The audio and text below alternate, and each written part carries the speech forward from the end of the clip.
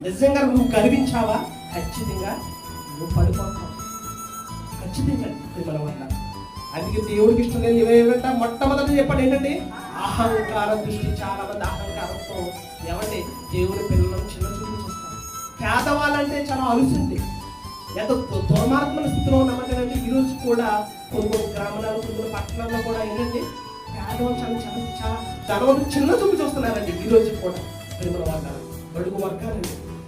అయితే ఇక్కడ దేవుడు చెప్తున్నాడు ఏంటంటే దేవుడికి అసహంకారమైనవి ఇంకా ఆయనకి హేయమైనవి ఏంటి ఏమంటే అహంకార దృష్టి. కాబట్టి మనలో కనుక నీ అందాన్ని చూసుకుని లేకపోతే నీ డబ్బులు చూసుకొని నీ హోదాను చూసుకుని నువ్వు గర్వించావంటే నువ్వు అహంకరించావంటే ఖచ్చితంగా ఏదో ఒక రోజు నువ్వు దేవుడికి నచ్చిందండి. దేవుడికి నచ్చింది.